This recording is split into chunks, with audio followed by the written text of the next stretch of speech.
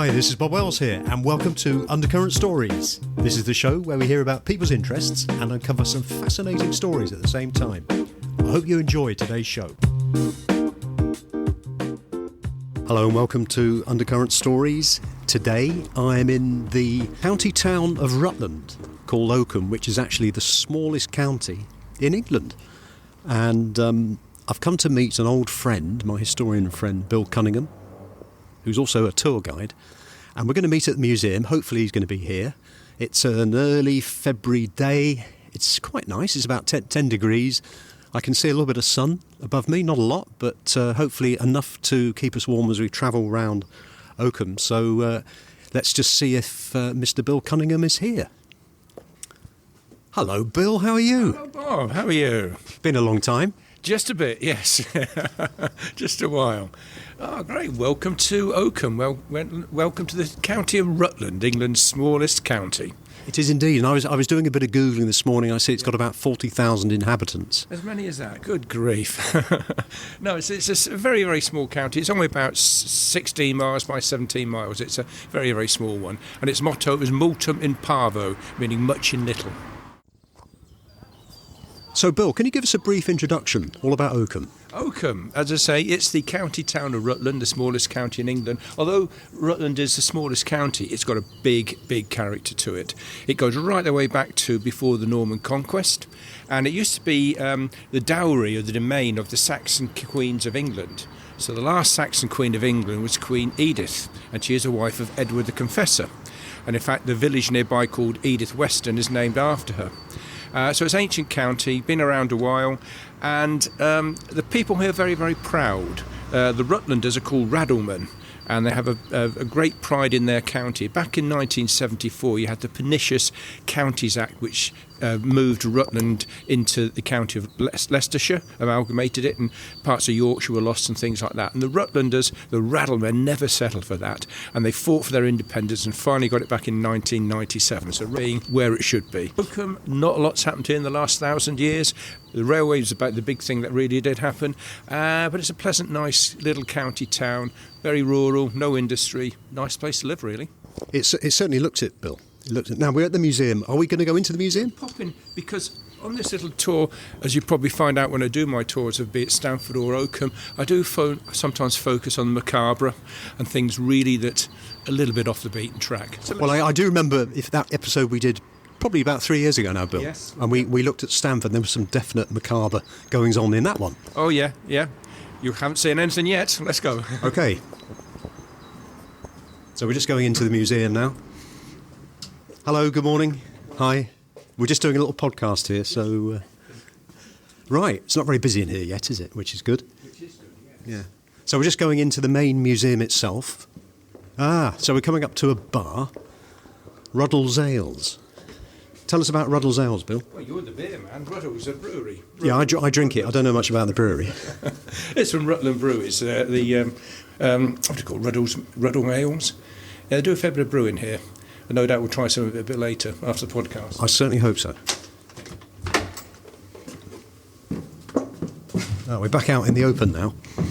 As you see, very rural, all the farm equipment and stuff. It's, there's no real industry around here at all. We'll be talking about that chap later, Hugh Lowther, the 5th Earl of Lonsdale. Quite a character. So here we are, something quite unique. This is the only surviving example of a new drop gallows. This is an original gallows. It's portable, so you can take it apart and move it to where you want to hang. First built and used in 1813. Unfortunately, 2 unfortunate criminals who were burglars were both hung here in 1813. So it's a drop gallows, unusual. They used to have people put you on a cart and you sort of go in the cart to get executed. And on the way to the gallows, often the publicans would give you lots of drink when you're going along in the cart. And when you get to the end, you come off the wagon. The expression, off the wagon, that's where you go and get hung. You would be on a wagon and or on a horse or something, and they kick the horse, and the horse would move away, and you'd slowly strangle, or they just push you off on the gallows. This one is different because it was more humane, believe it or not, because it's a drop gallows. So here we have... More humane, but a similar ending. Yes, So here we have 2 doors laying there. You go up these steps, stand on the top, have the noose put round you. You see the noose just there, and pull a lever, and the doors drop down, and you fall, breaking your neck. And it's actually more humane because you didn't slowly strangle to death. Unfortunately, they didn't do the mathematics correctly, and the drop's not long enough, so the poor unfortunates did end up slowly strangling to death. So if you're a tall person, you got no chance? No chance. But rather macabre, as I say. It's a bit of a sobering view, this. And this has been obviously used. Last year was about 1837. Yeah. That's not a nice thing to see, really, is it? No. But a good start to the tour. It is. Oh, thanks for that, Bill. That was sobering but interesting. Yes, interesting start. Gets your attention. So where are we heading now? What we're going to do now, we're just going to head to Mount Pleasant. We are walking along towards Mount Pleasant, which on the theme we've just had at the museum was basically where they used to hang people. But this nice splendid building here is the Rutland County Council offices. It used to be a hunting lodge for the Noel family. Noel family are local aristocrats. They were the Earls of Gainsborough, and hunting was very, very popular in Rutland, and still is. The main hunt round here is a Cottesmore, that's fox hunting, and there's two others, the beaver and the corn hunt. And if you look just carefully here, this is a hunting lodge of the family, the Knowles. And down there you see a building there with bars on it. Yeah. Iron bars. That's where they used to keep the animals. Okay. So presumably at one time this was actually set in its own grounds before the other buildings came. Yeah, well, these have been here for a while. The museum's been here since the late 1700s, and the hunting lodge was used by the aristocracy, particularly in the 19th century. You've got the cages for keeping the animals. And there's another building there, which is an old ice house as well. And this is now the council building? Now the council buildings. It's nice to see that it's being put to good use. Yeah, that building there by the museum is the old register office now. But it used to be occupied by a character called Hugh Lonsdale. He was the 5th Earl of Lonsdale, Hugh Lowther actually, 5th Earl of Lonsdale. And he was a heck of a character. He lived in the late Victorian era and early 20th century. And he was a great sportsman, big womanizer, a bit of a wide character, boxer, amateur athletics chap, massive hunter, and a big spendthrift too. He fell out with Queen Victoria because she thought he was leading her son Bertie, Prince of Wales, into bad ways with women. And he was also a lord of a member of in Parliament. And in those days, the two parties, you had the Liberal Party and had the Tory Party. Oddly enough, in those days, the colours of the Tory Party were red, not blue, and the Liberals were blue. However, at the time, Hugh Lowther had a mistress called Violet, who was an actress, obviously, and one wag in the Houses of Parliament did say to him, well, you know, the Tories are red and the Liberals are blue, but we always know what colour Mr. Earl Lonsdale has, and that is violet. But he was, as I say, big character, big hunter, great sportsman, and he also, his favourite colour was yellow. He had his servants dressed in bright yellow, he had his car in yellow, he had his horse trap in yellow, and he founded the AA. And what colour? The colour of the AA? Yellow. That's an interesting story. Guess what his nickname was? The Yellow Earl. Very popular character, larger than life. However, oddly enough, last year I took a group of ladies from a women's institute on a tour of Oakham, and one of the elder ladies came up to me at the end of the talk. She was talking about Hugh Lowther, Earl of Lonsdale, what a great character he was, and she said he wasn't a great character because her father was the butler for him. And you talk about a long time ago. She is very elderly, and she said her parents had her when they were quite a bit older. And said he wasn't a very nice man because her father had a Grace and Favour house, and when he ceased service with the Earl, he ended his service on Christmas Eve, and he didn't leave the property till Boxing Day, and he should have left on Christmas Eve, and the Earl took him to court, and so he had to stand trial because of it. So it was a nasty piece of work in the end. Bill, where did you get to hear all these stories about these various people? I'm just a sad individual who reads lots of books and doesn't get out a lot, really. Now we're walking along to Mount Pleasant. Mount Pleasant was where they used to have the gallows until they set up the new jail in town.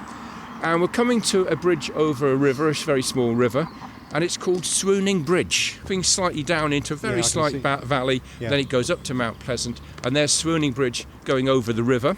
And it's called Swooning Bridge, supposedly, because in years gone by, young men would take their young ladies for a nice walk along here to Mount Pleasant.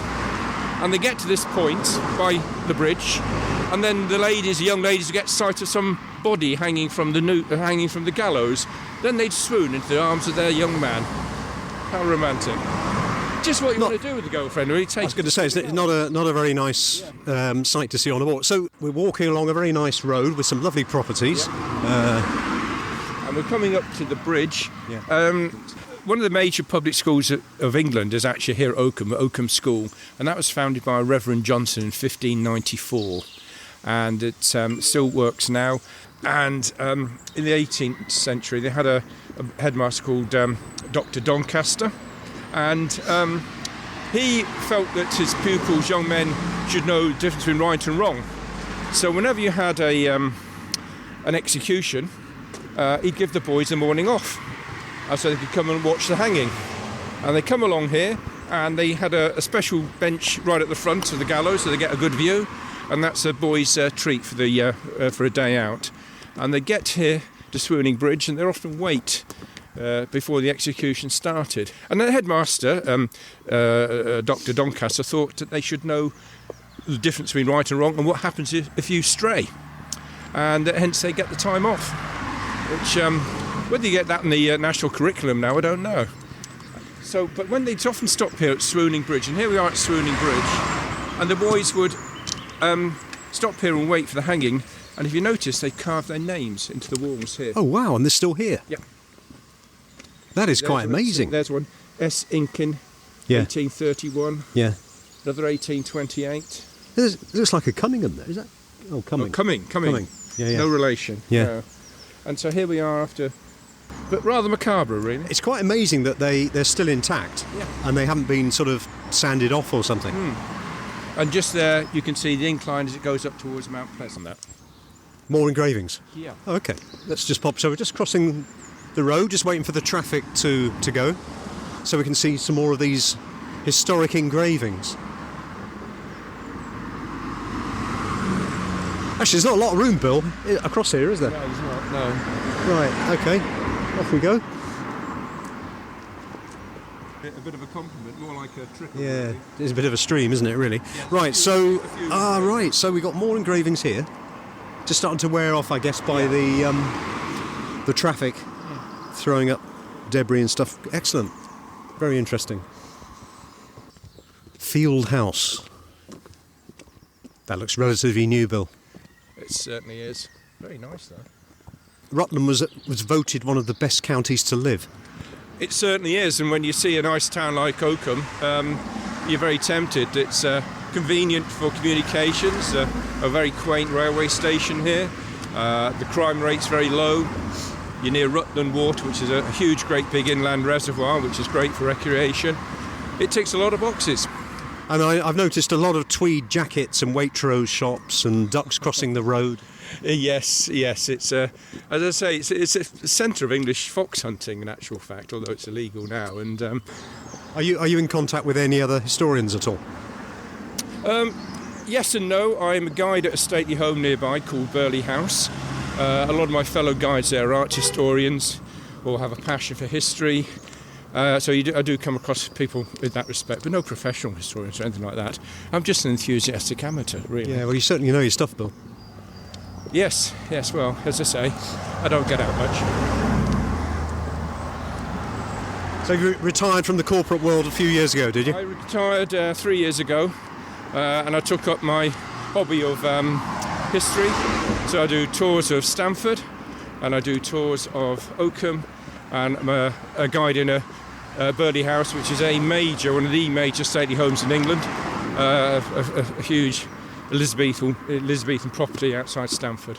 And how did you find the transition from sort of working in the corporate world to becoming a tour guide and historian? Very easy. Loved every minute of it.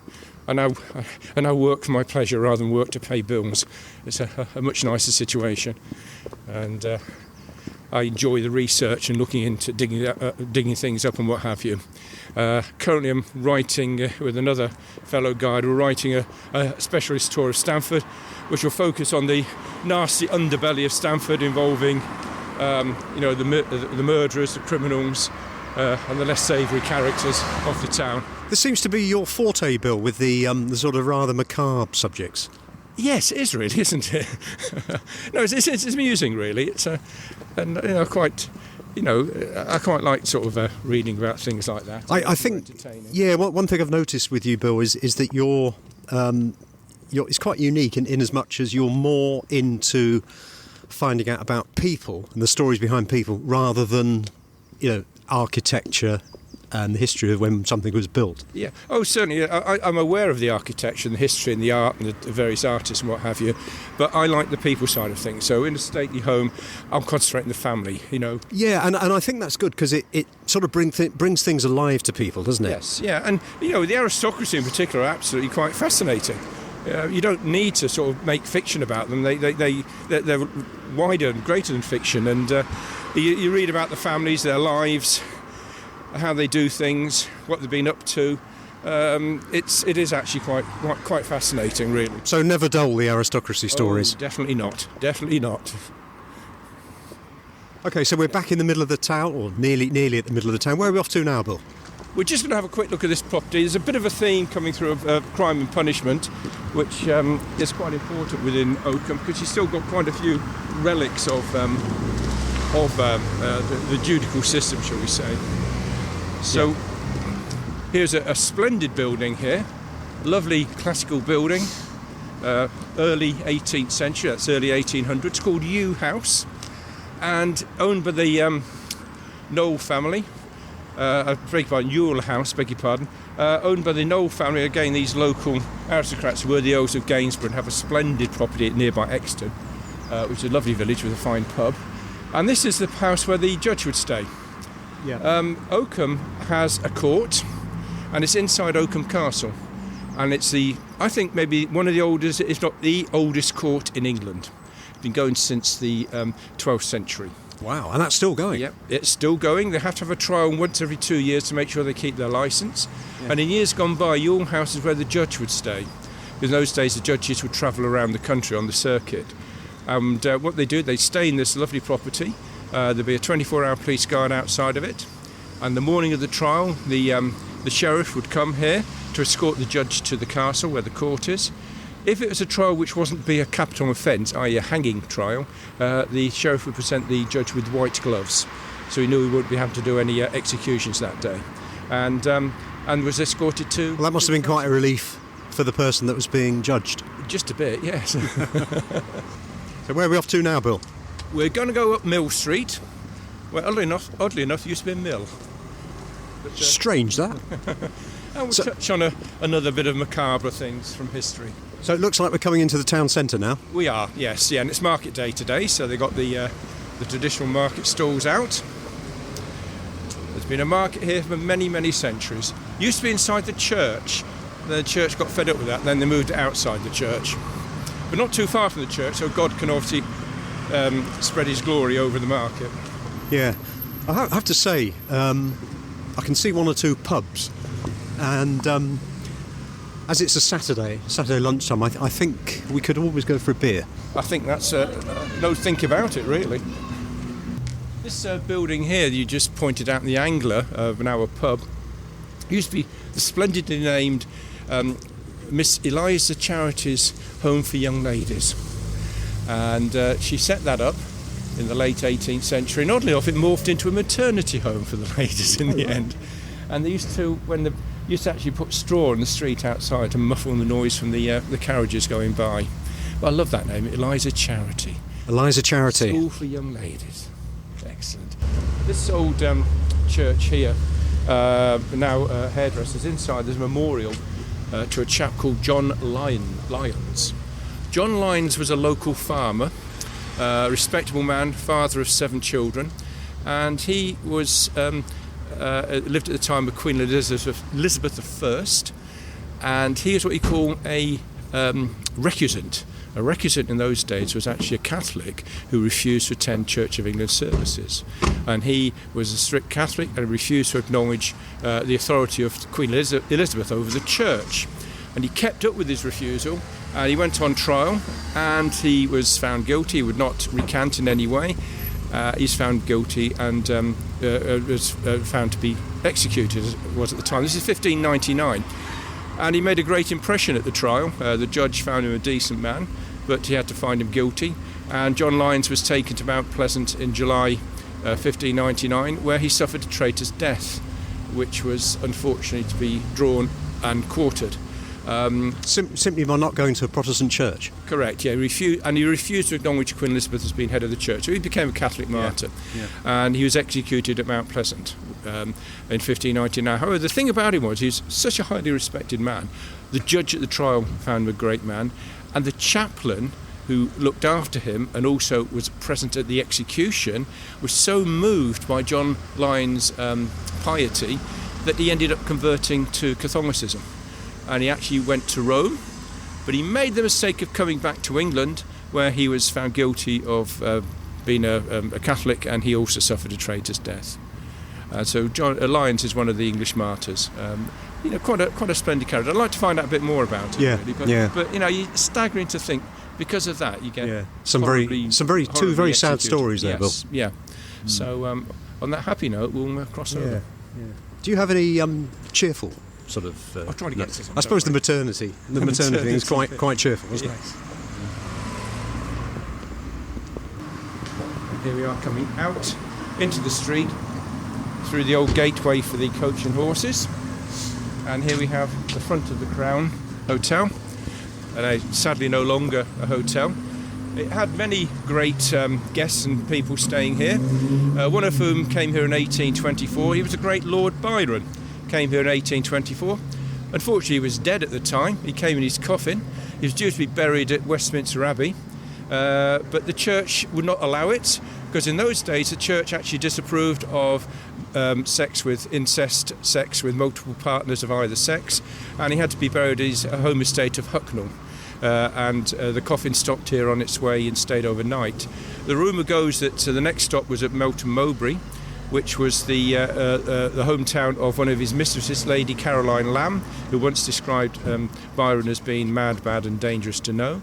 And the story goes that when she inquired who was in the coffin, she was told it was Lord Byron, and allegedly that's when it tipped over into insanity.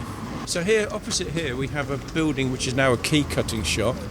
This is the site of the birthplace of one of England's most notorious rogues and liars, a chap called Titus Oates.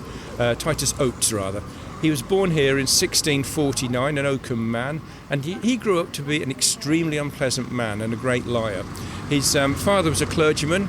He trained for the clergy, I think went to Oxford or Cambridge or one of those universities, but left without getting a degree, but he still claimed he was a proper reverend vicar anyway. He flirted with... So that was one of his first lies? Yeah, first lies, yeah. Pretended to be a vicar, and he got various jobs. He dismissed quite regularly from them. He was a very nasty character. Started his lying career out when he moved to Hastings, worked in Hastings, and he fancied the job of the local headmaster. And so what he did, he accused the local headmaster of the school of sodomy with the pupils. Out and out lie. He was found out for it and had to flee to London, then fled overseas in the boat, went to overseas. They trained as a Catholic priest. He didn't qualify for that, but that didn't stop him. Came back to England, and then he set up a thing called the Popish Plot. And what he did, he accused various senior members of the establishment of being secret Catholics or plotting to kill the king as part of a great popish conspiracy. He's a very, very good liar, and he had a couple of accomplices, and he had a very nasty piece of work, because these men, he convinced the judges and convinced the authorities that these men were in fact Catholic spies and rogues, and many of them suffered the traitor's death. What was the motivation for doing that? He made shed loads of money.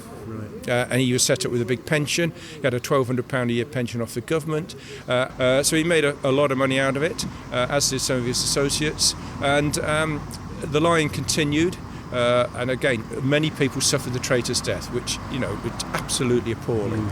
And he got too big for his boots in the end. And he made the big mistake of accusing the Queen of conspiracy. And then when he had his pension stopped and he was evicted from his house, he then accused the King and the King's brother of treason, which wasn't a good thing to do. So ended up in what were they supposed to have done that was treason? In consort with the French and secret Catholics and what have you. James was in fact a Catholic anyway. But when King James came onto the throne in 1685, King James then, who was a Catholic, actually put him on trial.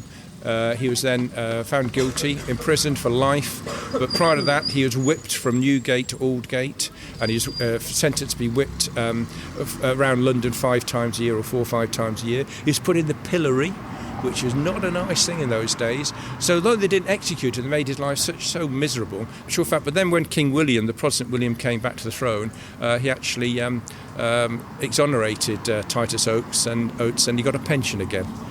But one of England's greatest rogues, I would say. I just, how could you actually say these things about people and knowing they're very likely to be executed in the most hideous manner? Yeah. Oakham certainly has its selection of interesting people, Bill. That's right.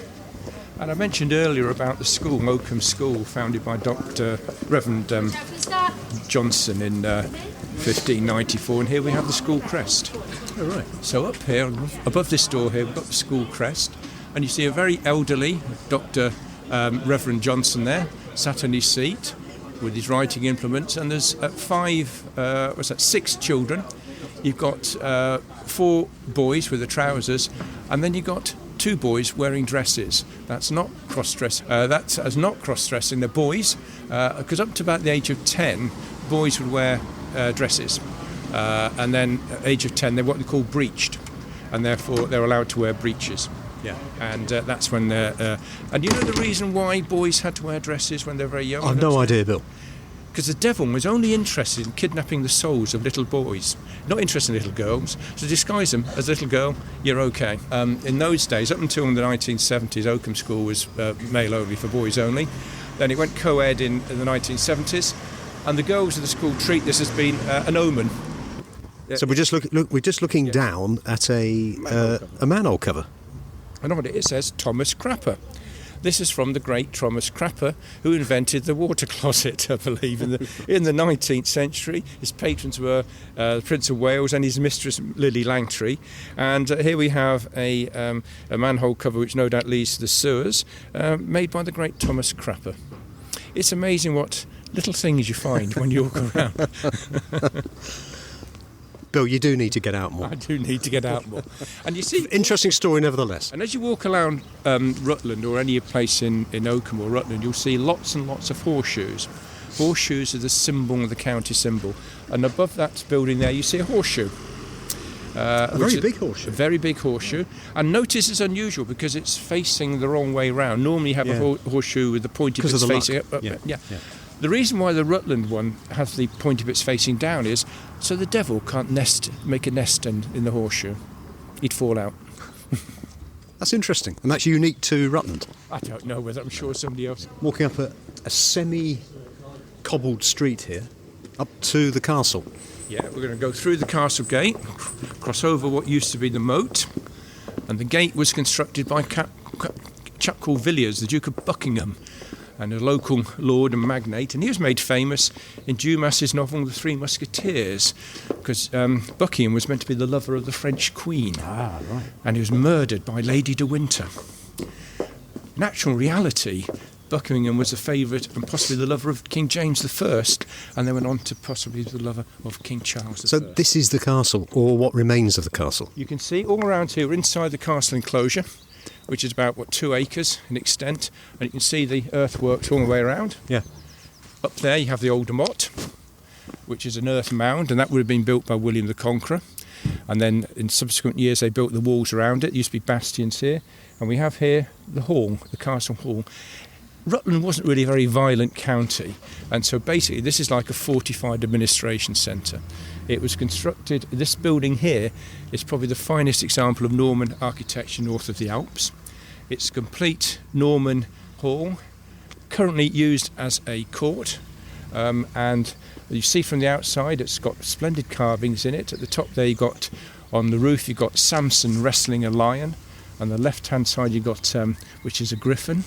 On the other side, these carving statues carved by the Norman carvers. And the thing about this place is that the actual men who constructed this were the same men who constructed Canterbury Cathedral. What happened was the mason, William de Sons, at Canterbury Cathedral injured himself and he couldn't work. And so rather than have his men do nothing, one of his apprentices called William the Englishman was given the templates, and they came up here and they constructed this. So what year was this built? You're talking about the late 1100s. And when was the castle built? Well, over time, just after conquest, you had the motte, which is the mound, and then over the years, bits would be added to it. So was this within the castle grounds at the time? Yeah. Yes, it still is. So it's the only... but the rest of the castle's come down, isn't it? It's come down. You see fragments of masonry around here. As you go around, when you go around the other side, you'll be able to see fragments of masonry and things like that. But this is fully functional. It's used, and it's still used as a court. It's in amazing condition, isn't it? Yeah, and the carvings inside are absolutely fabulous. And also what you will see inside are horseshoes. There are hundreds of them. More horseshoes. More horseshoes. And they have a rule whereby when you have a titled person or a nobleman comes to visit here, they have to present a horseshoe. So we have horseshoes going back to Edward IV. You have obviously more recent ones from the late Queen Elizabeth, and loads of horseshoes from various magnates and aristocrats as their forfeit. 2 years ago I took a party from the British Senate around here, and unbeknownst to me, one of the ladies in the party was actually Baroness, and we obviously forgot to tell her she needed to bring a horseshoe. It was a shocking thing to do.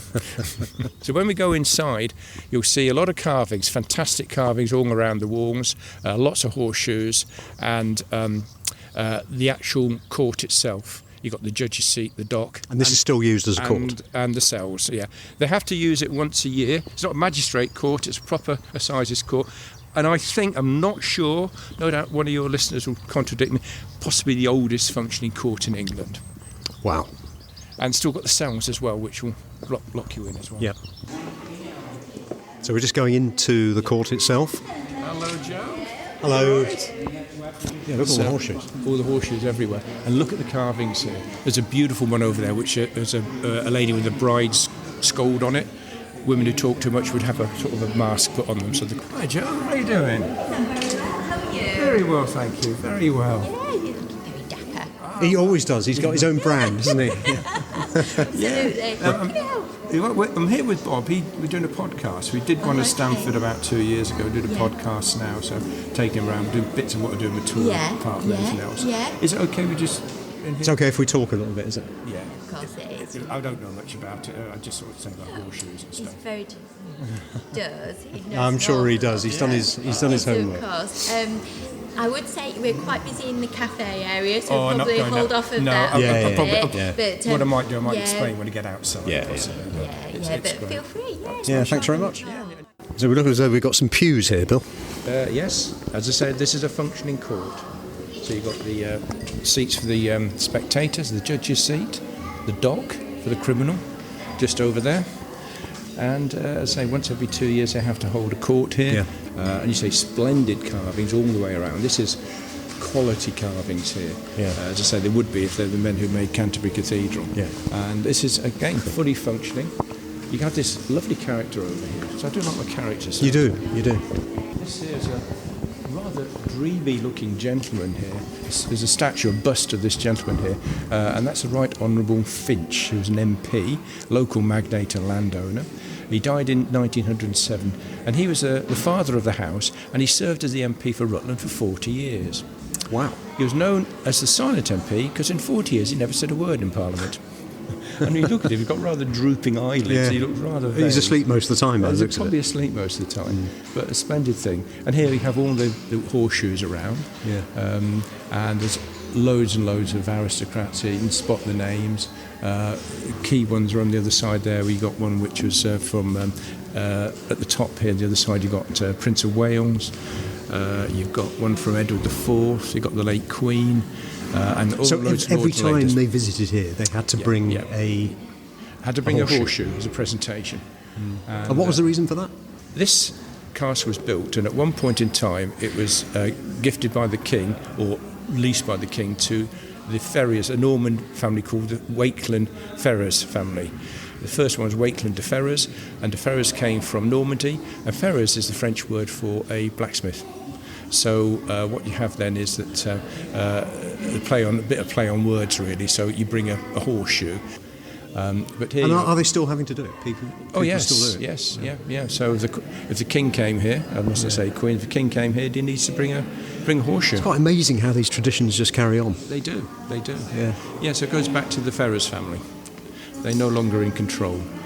Just to prove this is a proper function. Condemned. 68 prisoners were condemned to death by the courts in this building. So we're coming up to what looks like These are the jail a jail cell.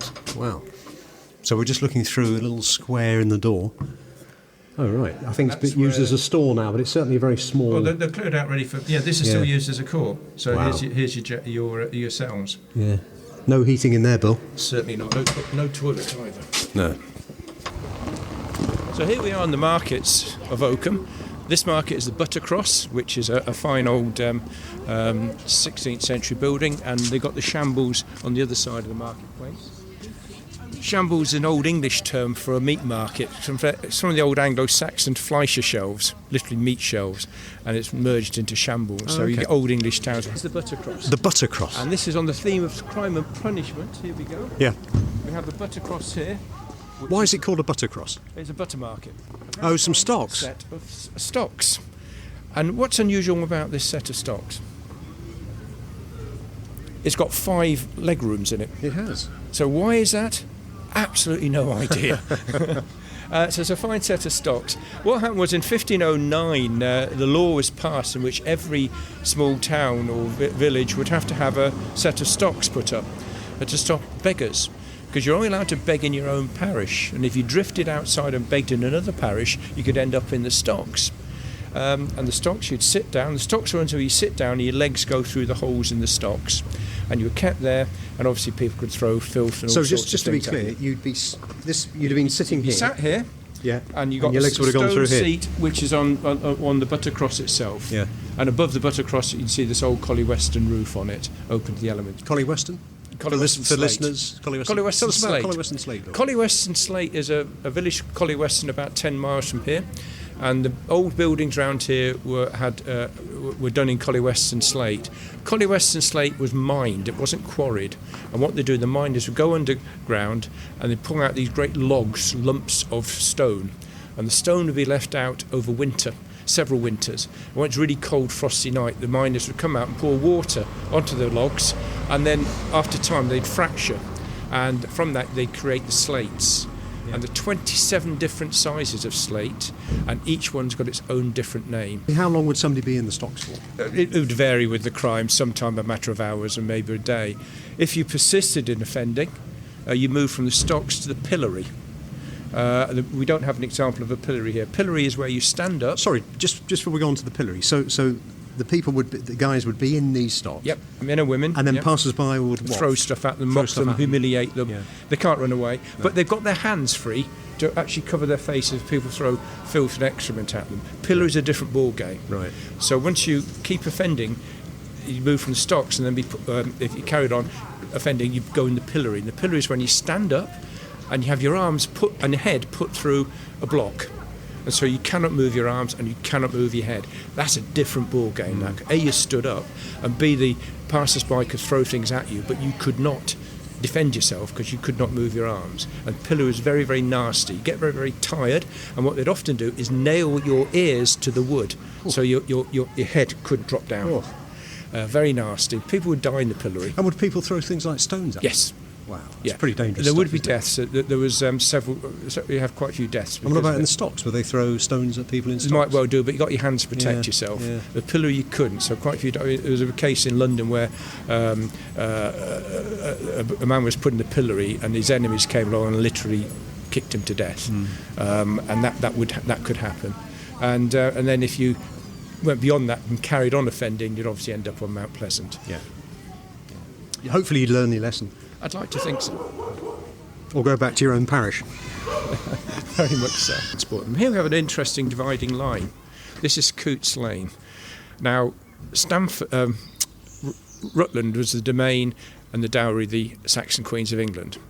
So the last queen was Queen Edward the Confessor's wife, Queen Edith. She lived about 10 years after 1066. And when she died, because William the Conqueror let her keep her lands because he got on well with her, but when she died, what happened to Oakham was the bit that she held became Lord's Hold. In other words, it went back to the king. Yeah. And that was held by the king. It's called the Lord's Hold because the king would appoint a lord to run that part of town. And this is the dividing line. So where the markets are and the castle is, that's Lord's Hold. On the other side here is Dean's Home, because the other part of Oakham was owned by the Deans of Westminster Abbey in London. Oh, right. And obviously that wasn't affected by the conquest, so it's in two halves. Two halves. Yeah. And the Lord's Home is a richer half, Yeah. because it's got all the markets. This is All Saints Church, wonderful old church. This goes back to the 1300s. It's been quite heavily modernised in Victorian times. The graveyard's been totally changed. The gravestones have been taken down and removed. It's all been levelled. The very top there, you got to see the weather vane at the very, very top. It's one of the oldest weather vanes in England. Is it? Called Cock Peter. And it said it was up there since the winds did blow fair from Agincourt. So it's been up there a long time. It has, hasn't it? And And that's the original one. Yeah. And you've got lots of fine Looks gargoyles. remarkably good condition. Yes, it is. It's got some bullet holes in it. Not from the Civil War. Someone used it for target practice once. Out of war. Nothing to do with the Civil War, yeah. Okay. And you've got lovely gargoyles. Is there? It's all about the Civil War. Is there any evidence of things that happened here, at the Civil War time? Not really, no. Nothing really happened here until the railways opened up. And here you've got splendid examples of gargoyles above the entrance to the church. Yeah. And of course, if you're a really bad, evil person, you'd end up being a gargoyle. A bit like when you look at the top of church spire, sometimes they've got crotchets coming out, little knobbly bits coming out the top of the spire. That's to stop the devil sliding down the spire. We're leaving the church. Where are we off to now? We're going to head off to see the cottage of another interesting character. Okay. Unlike nearby Stamford, there's not so many stone buildings. No, but I've noticed that. it is an ancient town. It goes back to Saxon times. Yeah. Oakham means Ocker's farm in Old English. So it's been around for quite some Who was time. Ocker? Some Saxon. Right, so that's it is Ocker's farm. Yeah. When it's ham, that means farm. Yeah. And it denotes it's a Saxon town. Oh, okay. It goes back beyond that to the ancient Britons. Catmose is one of the streets in Oakham is named Catmose. Catmose. That's an ancient British name. So it does go back quite some time. Yeah. So we're just heading towards the station. It's a lovely old station at Oakham. And one of its little features, because I say I don't get out much, a bit of a nerd, is the signal box. And Which I can see now. there's that fine signal. It's a Grade 2 listed building, built in 1901 with a Welsh slate roof and a combination of iron and wooden structure. And in the 1950s, Airfix and Hornby used it as a model for their train sets for doing signal They boxes. modelled the model on that particular... On that particular... That's interesting. It looks like a very old bridge that we're going to go across. Yeah, all painted lovely red and white. Yep. And as I say, I used to have a train set when I was a child. Still got it actually, Hornby Dublo. And don't have the signal box, unfortunately. No. The bridge is beautiful iron bridge, red and white. I do vaguely remember that signal box. It's what you would consider to be a traditional signal Yeah, it looks box. like a good old-fashioned signal. And it's, as I say, Grade 2 listed building. Yes. Come to the house of a very interesting Oakham character. And his name was Jeffrey Hudson. And he was a local man. And this is his cottage here. A lovely, charming thatched cottage, very oldie worldy, regrettably on the main road. And Jeffrey Hudson was the son of the Oakham pie maker, butcher and pie maker. And the story goes that the Duke of Buckingham, the Villiers was his name, was entertaining King Charles I and his wife Henrietta Maria. And Jeffrey Hudson's father put him in a pie and put the pie on the table in front of the King and Queen. Jeffrey Hudson jumped out of the pie. And the story goes, Henrietta Maria was so infatuated with him that she actually took him down to court in London. And he went down to court and he did very, very well. And he's featured in a lot of the portraits by the great Van Dyck. And he came out of a pie. He came out of a pie. Yes, he came out of a pie, hopefully he hadn't been cooked in the pie, or the words of a short story. Yeah, and he went down to London and he was with her. Obviously, he had the Civil War came along in the 1640s, and he went with the Queen to France, and he was exiled with her in France. He was a very fiery character. He was about 2 foot tall, very, very short. Very fiery character. You don't mess with him, because he once killed a man in a duel. A man insulted him about his height, and so they had a duel, and he shot the man dead. A bit unfair, really, because it's quite a small target, really. A short duel. That's right. And he was actually coming back to England. He was captured by Barbary pirates, because you must remember in those days the Barbary pirates would raid the Channel and the south of England to get slaves, and quite an unusual thing, but we don't talk about it now. A lot of Barbary pirates capture slaves from England and Cornwall. He was captured, taken to the Barbary coast, and was a slave in Barbary for 25 years. Was he? And he returned to Oakham, oddly enough, and died in Oakham here. He actually was a knight of the realm. He became Sir Jeffrey Hudson. So a local man who did good, apart from 25 years on the Barbary coast. So Jeffrey Hudson, is it anything to do with the Jeffrey Hudson bitter from Oakham Ales? We mentioned it, brewing in Oakham. Yeah.